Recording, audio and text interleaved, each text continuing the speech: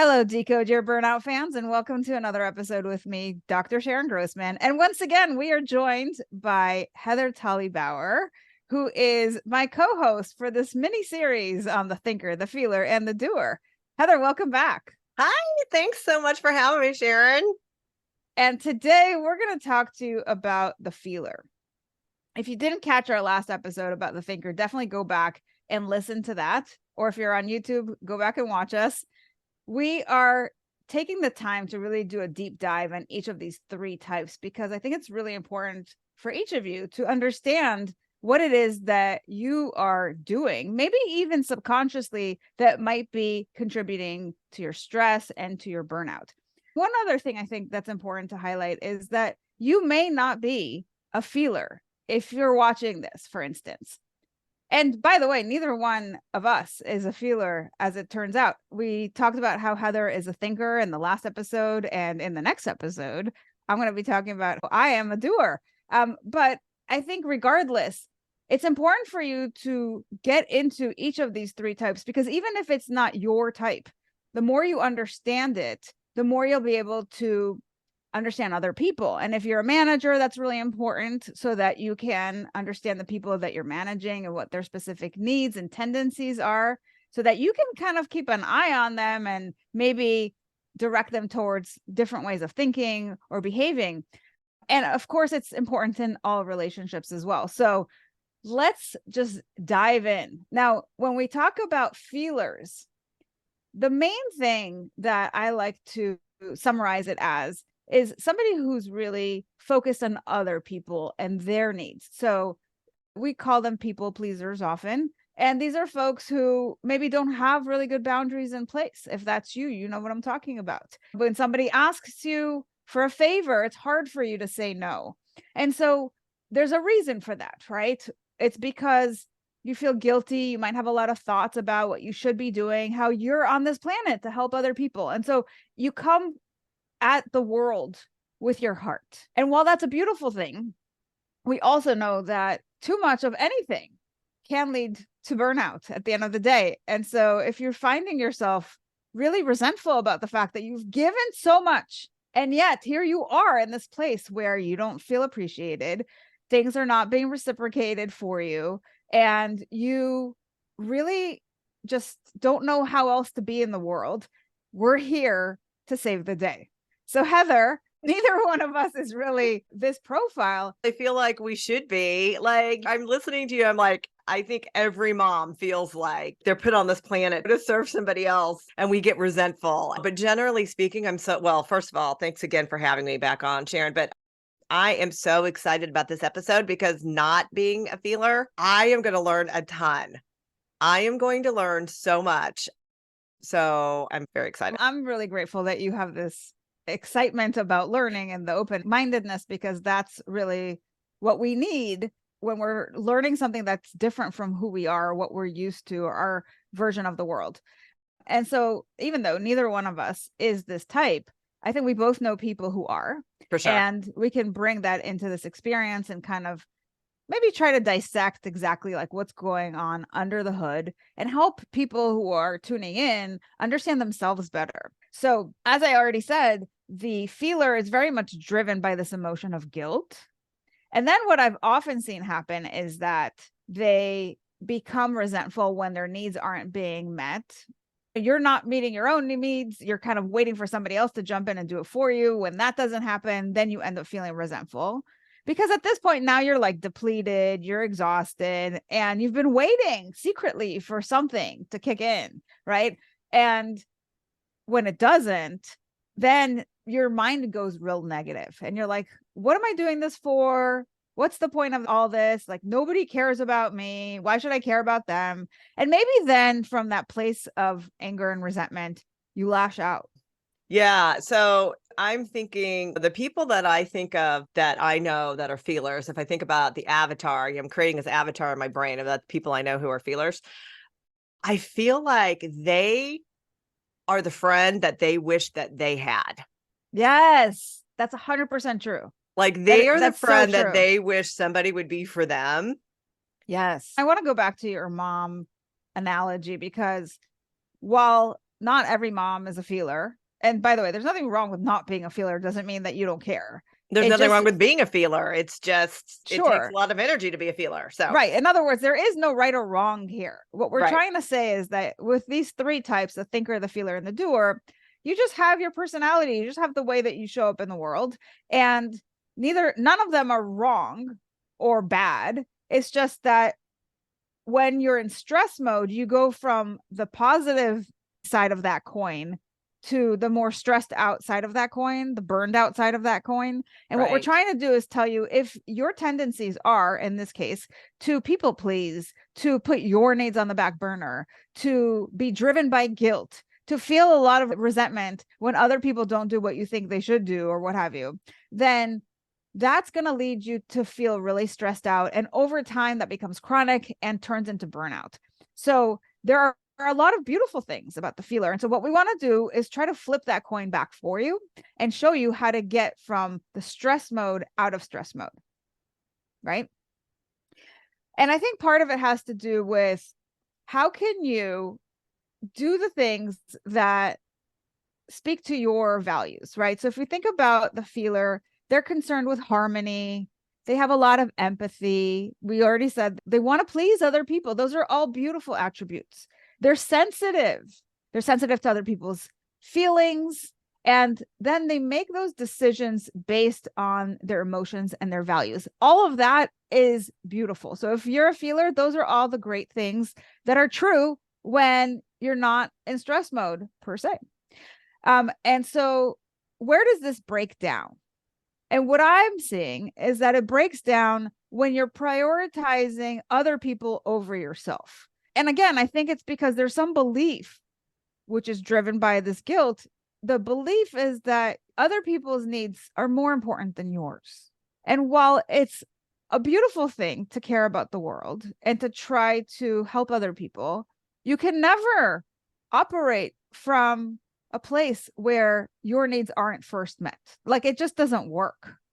Right. I think about my days when I used to watch Oprah.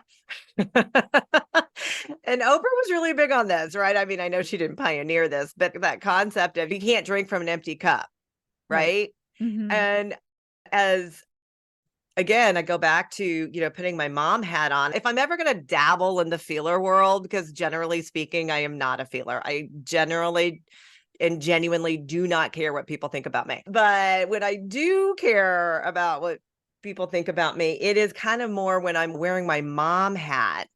And, there's especially, my son is a teenager now. He needs me less and less, or he needs me in different ways, right? Mm-hmm. And so it doesn't take up as much of my energy to get him through his day like it used to. And I just think about just so many people who really just draw their energy from doing things for other people and the appreciation that comes back to them.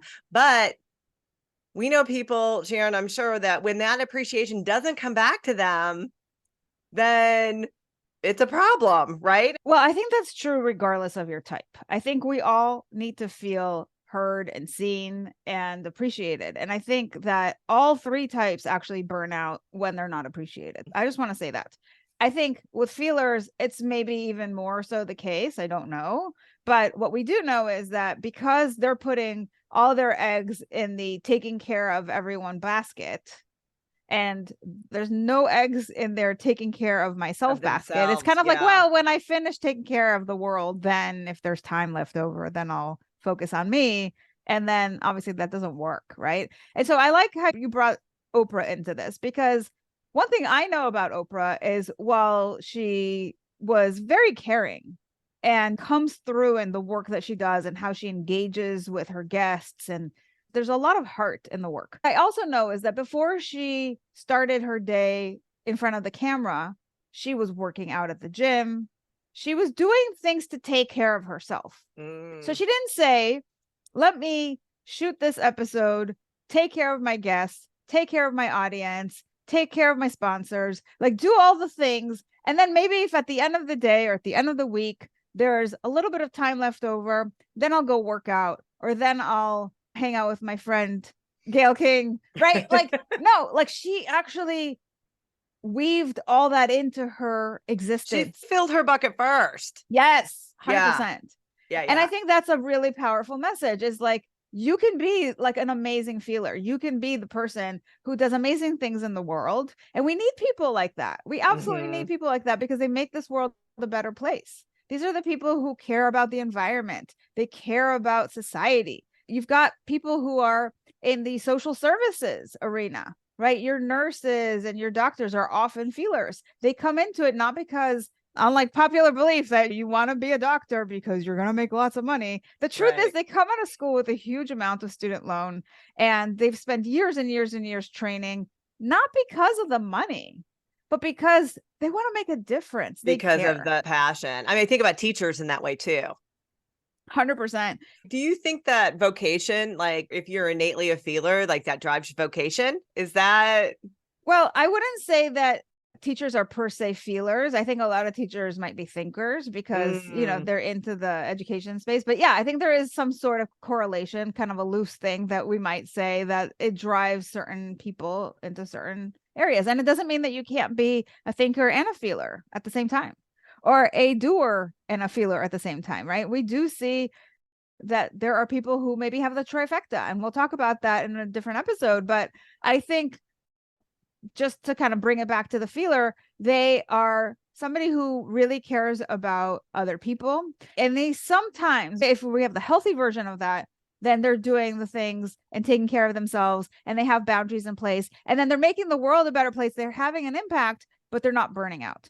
Another way that we see it break down outside of work, not just outside of work, when you think about relationships, we also have relationships at work, and oftentimes the reason they're burning out is because the relationship with their manager or somebody who is in charge of them, who happens to maybe be a narcissist.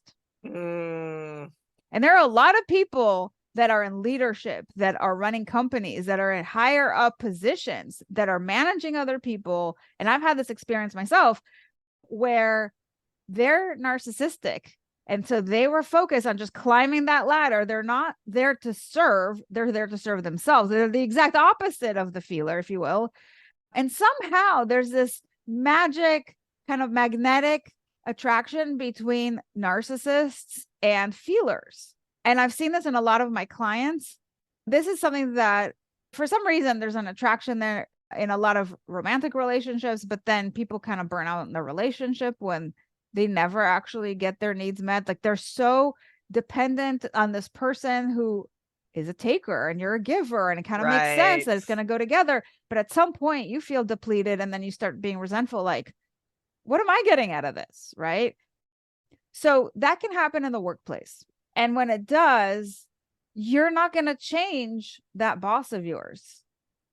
And it can actually be very traumatic to constantly be put down or unappreciated or manipulated or taken advantage of. All these things that we see happening on the work front when that is who is managing you. We've talked about this before, you and I. And I told you that my first husband was a narcissist. And you said something that I really, when we were talking, that I thought was really just was eye opening for me, when you said that kind of the narcissist playbook is how they treat the people around them, right? Do you remember saying that? Could you share that? I don't Okay. remember. So you said a narcissist maybe doesn't feel really good about themselves. And Right. so they put people down around them. And they make people around them small so that they can be bigger. Yes. And if you were a feeler, like what you just said, or feelers and narcissists kind of end up kind of in the same like space, which totally makes sense. But can you imagine being a feeler and working for a narcissist, or being in a relationship with a narcissist and just being constantly giving, giving, giving, and somebody's just happy to take, and they never give anything back? Oh my Yeah. God, that sounds really challenging. Yeah. And like I said, not only does it lead to burnout, like really severe burnout, I would imagine, but also it can be traumatic. And sometimes we might have parents that are narcissistic. And so we're kind of used to that format. And maybe subconsciously we're seeking out other people in our lives that are narcissists, whether it's a romantic relationship or even at work.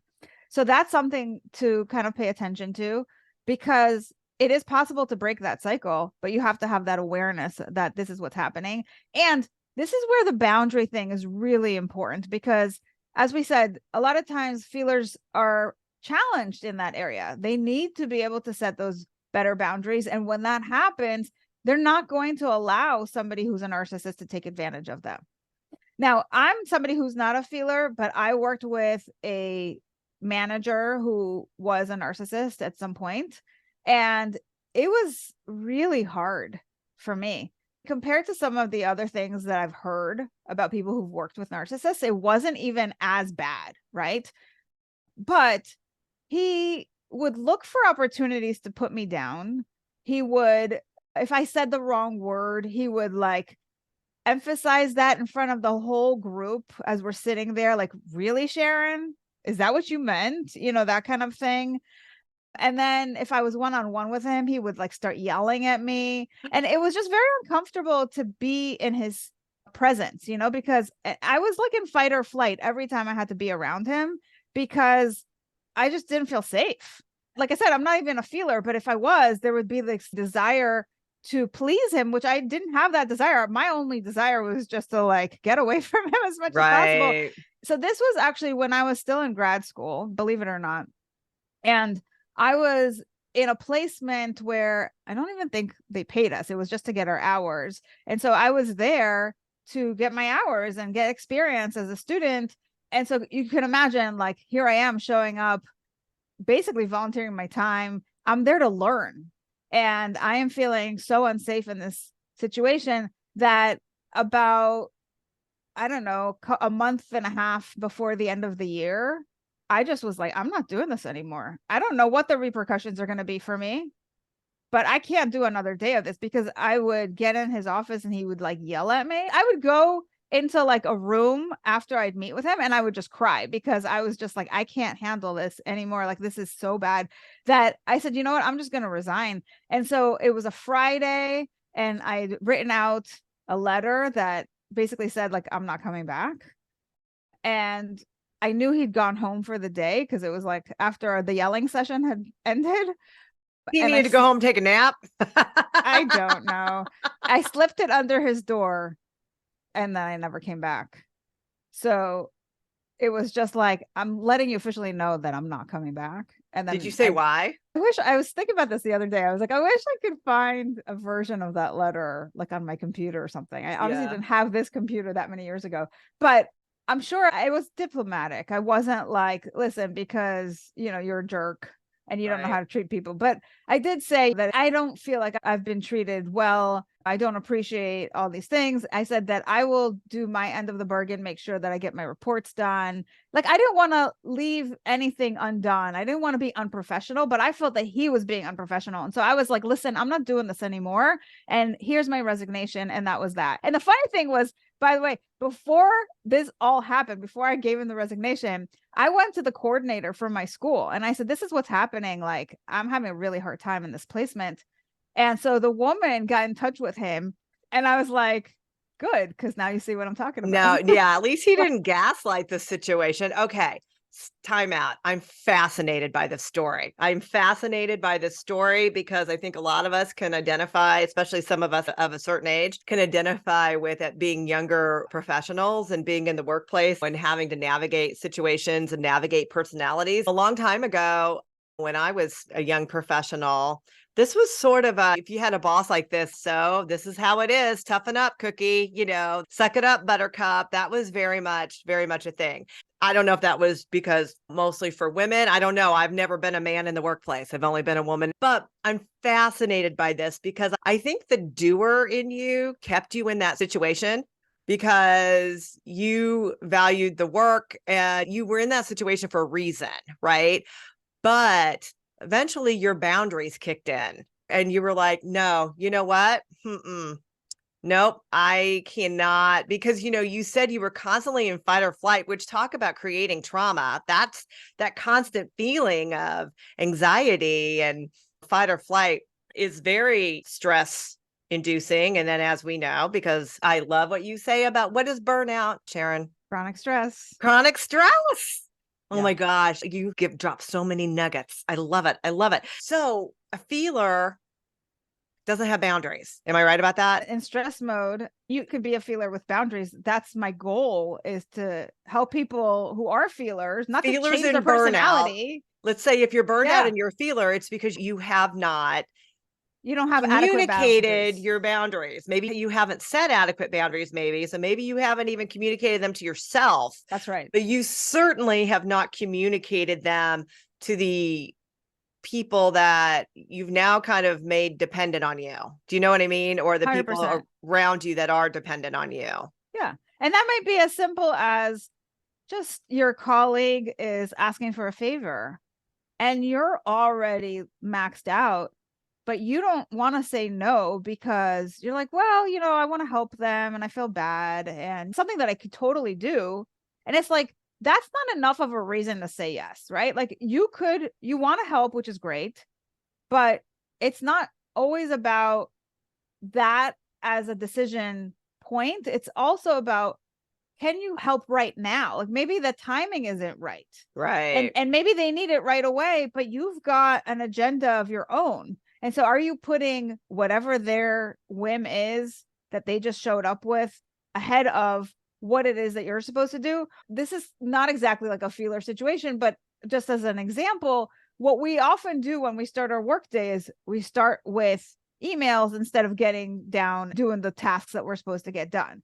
So what is that actually saying? It's saying like other people's needs that they're emailing me about, I'm taking care of their needs ahead of doing what I need to get done. That's kind of like an analogy, right? It's like spending time on like answering other people's requests and responding to them because you don't want them to think that you're not working or that you're not responsive, whatever. Like that does not take precedence over everything else important that you have going on. So that's why I always tell people, don't start your day with your emails. It's a small boundary, but it's a great example of how we have to start by just switching our mindset from serving others first and then serving ourselves to serving ourselves and then others. But I think one of the obstacles there is that feelers in particular think that's selfish, and that selfish is bad. Right. I think people want to be perceived as being a team player. And so in the work environment, depending on where the request is coming from, I was in the corporate world. I was the public relations executive for a company, and the role wasn't really all that valued in the company. People just thought, I planned parties and planned events, and doesn't everybody want to be the party planner? I was a department of like 1.5 people. I had a ton of responsibilities and not enough resources to get all the jobs done. And I had to respond and be present for a lot of different people. People would just have no problem with walking into my office and saying, hey, I need you to do this. And I finally figured out, because I was a young professional and other duties as assigned was a thing.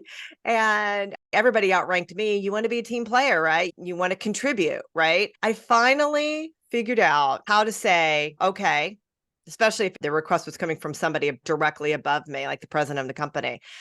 I am working on these 5 things. Which one of these things would you like to see me not work on? Which 3 of these things would you like? Because I'm going to have to set 3 things aside to take care of this right now. Which 3 things that you've asked me to do can be moved aside so that I can take care of this thing, good, bad, or otherwise? Because listen, their 5-alarm fire doesn't need to be my 5-alarm fire.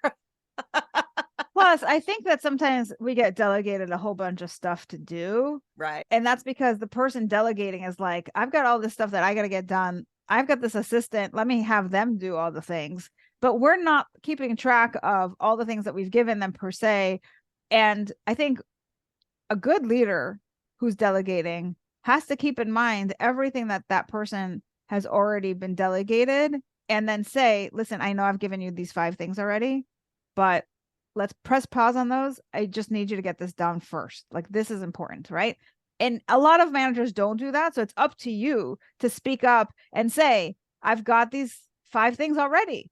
Which of these do you want me to focus on first? Because that sends a really strong message that you understand that you can only focus on one thing, as opposed to when you don't have that mentality, you're like, oh my God, I've got to do 5 things now. And I Right. only have 3 hours. And then you get into stress mode and you're overwhelmed, and then you're not able to do good work. And the truth of the matter is, no, you can't do all 5 things in 3 hours. And the expectation isn't necessarily that. You're just making that assumption. So you've got to check in and ask exactly what you did.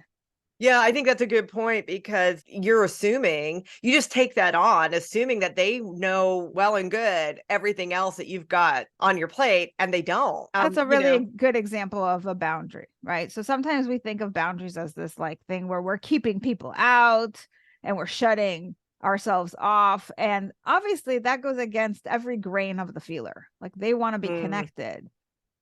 So we're not saying that. We're saying that there's got to be a fluid boundary where things can go in and out, but there's still got to be something there. It's kind of like when you've got a door to your house so that the elements don't come in and strangers don't come in and steal your stuff and hurt you or whatever in the middle of the night. But that door can be opened and you can let people in at your discretion. And that's how I want you to think about the boundary. That is brilliant. Oh my gosh. I love that so much, because talk about like visual, like, okay. If you're a feeler, if you're a feeler, which neither one of us is, but if you're a feeler and you have to like, meditate on something or conjure up some sort of visual to help you get the courage or whatever to put up a boundary, we can only like run on empty for so long. You just imagine a door, and your door can have a window. Your door has a peephole, right? It has so a you peephole. can see who's can have out a there. Whatever, you can build this door. We're building a door, not a wall. Well, that's a good point, Heather. Like, what's the difference between a door with a window and a door with a peephole? I don't know. Is that a joke? Is this a joke? No, think about it. It's an analogy, right? Oh. So a door with a window has less of a boundary because the person outside can see who's inside. Right. But the door with a peephole, you can see them, but they can't see you. Right. And so when you've got that door with the peephole, you get to make a decision about, do I want to open this door now that I know who's outside? And they don't have to know that I'm even on the other side of the door, versus if you've got that window, they know you're there. No, because I'm doing that belly crawl. I am like hiding behind the furniture. I am peeking around the corner. I'm Sebastian Maniscalling it. Yeah, I am. Sharon's a big fan of his. You can Google that. About what happens when people come to the door uninvited these days. I should put a link to that. You're going to have to in the show notes. You're going to have to. But I mean, Sharon, seriously, that I really feel like that's powerful. And maybe people have to lean into, maybe they have to work towards the door with the peephole. Maybe building a screen door is a good first step. I don't know. I think we're onto something.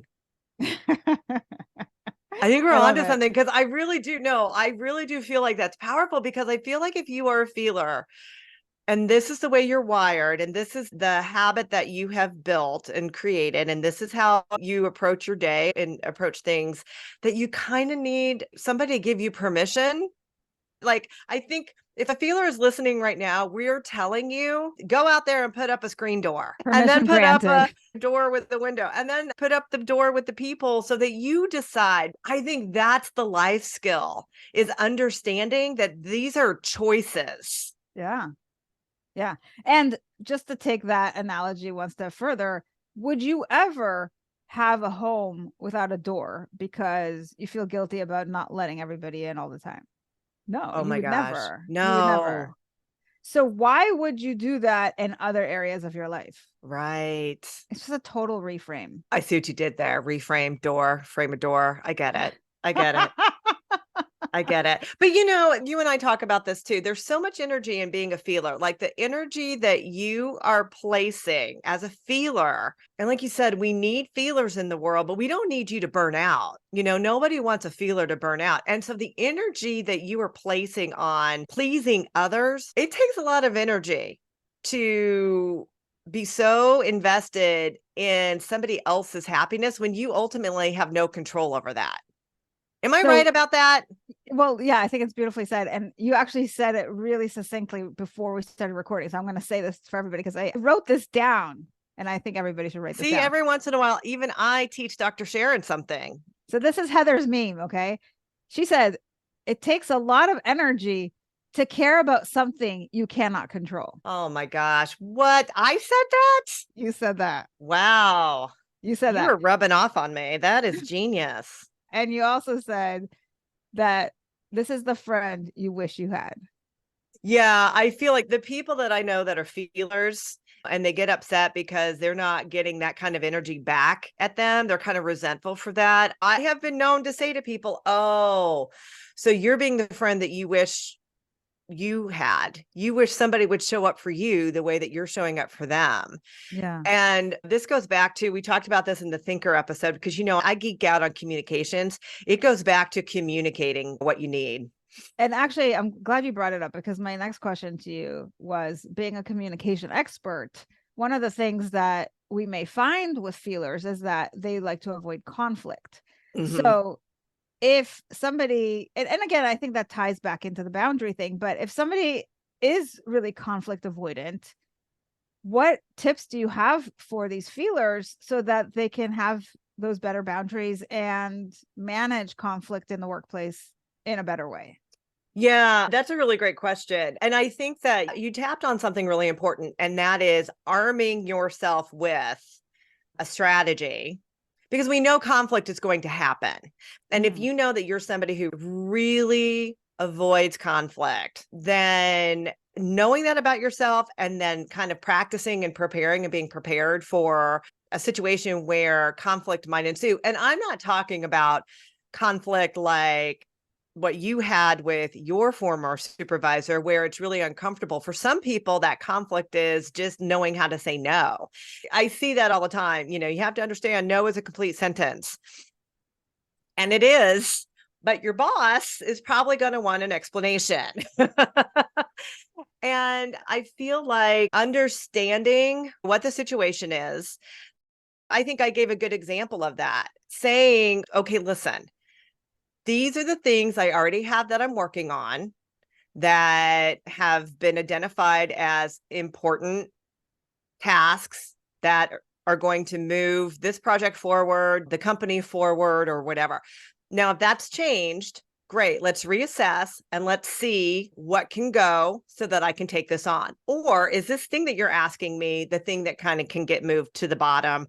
Or can we send that off to somebody else? I think it's just communicating what is realistic. One of the things I love to do is to say, listen, I want to give this task that you're giving me the attention it deserves. However, I can't do that right now. I can do that by Friday. Does that work for you? And if they say, nope, doesn't work for me, then you keep drilling down until you can come up with something that works. My new BFF, Eric McDermott, the next level guy, the next expectations guy. Can we drop his info in the show notes too? I'm going to bring him on as a guest. Oh my gosh, you have to. My new BFF. He has this thing about communicating. It's his own thing. He's coined the phrase, what by when. And when somebody says, hey, I need you to do this, or if your supervisor says, when are you going to do this? Or how are you going to do this? Or this is what I need you to get done. You say, okay, what do you need by when? And that is like kind of a negotiation point. It's like, okay, instead of saying, I'll get to that soon, you want to have a clear expectation and have them set a clear expectation. Right. If you're the one being, the thing. Yeah. That's the thing. A lot of times people delegate and they're not clear. And I think that's true. I found that with parenting, like I tell my kids to do something and they're such concrete thinkers that you have to spell everything out. Otherwise, everything out. And it takes a lot of energy to be that literal, right? It's like, okay, like if I just say clean the bathroom, it's not like, I want you to take this brush. I want you to put this powder in. I want you to scrub, like you literally have to spell every detail out. And I know a lot of times people are like, well, it's just faster for me to do stuff. That going back to the thinker, I think you've got to take the time to do that once, and then they have the instructions, and then forevermore that's off your plate. But yeah, I mean, I think that's definitely something that you have to spell out for people? Yes, it just comes down to communicating, but also, like you said, the delegator isn't often clear because they're just trying to get it off their plate. It's like, I just need this done. Okay, well, exactly what do you need done? And when do you need it by? Or going back and saying, great, okay, here's what I can do. If you don't want to put it back on them, say, here's what I can do. I can research this and let you know by the end of today when I can get this done. Or that's setting a what by when for your what by when, as Eric says. Or you say, great, like I said, I have these 5 things I'm working on. I can get this to you by the end of business on Friday. Right.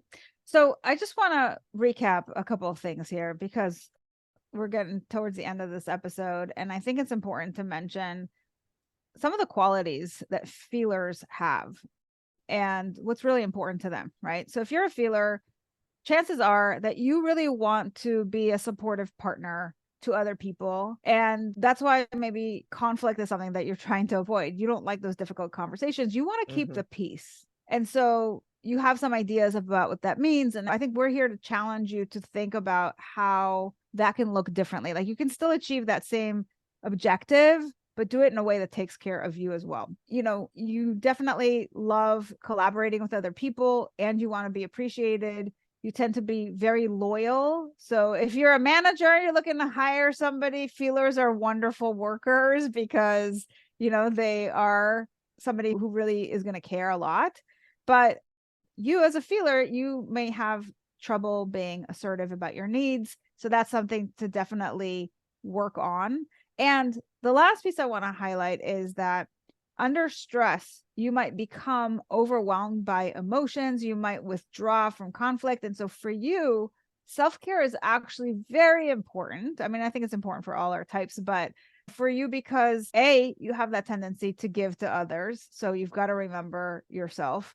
And B, because you're very emotionally invested and you have that energy exchange, you're kind of picking up on other people's energies. It's very important to make sure that your energy bubble is protected, that you're taking care of yourself so that you're not also absorbing other people's negative energy. Like there's all kinds of energy work that I think is important specifically for the feeler. I think it's good for everybody, but in particular, because you do have that tendency to be a little bit more sensitive to other people's energy and stuff. So just want to put that out there. Any final thoughts, Heather, that you want to add before we conclude? Oh my gosh. No, I would just say that I think I understand the feeler a little bit. I mean, I understand the feeler a lot better now after having talked through this with you. But now that I'm thinking back on people that I know in my life that are feelers, I think this one must be really tricky. This one must be really tricky because they really don't value, but they don't put the same priority on their own needs and self-care as they do for other people. And I think that that's probably a really hard story to change in their head. Yes, but it can be done. It can be But done. it can be done. And I do want to also caution against going too far, because I've also seen people who were feelers who got really burned out and they went extreme the other way. And sometimes when I'm engaging with somebody, I sometimes feel they have overly protective boundaries. Like it's almost like pushing me away. It's kind of like saying, don't mess with me. It's a little aggressive. They don't even have to say it, but it's the way that they interact that I pick up on that vibe. And so I want to caution you.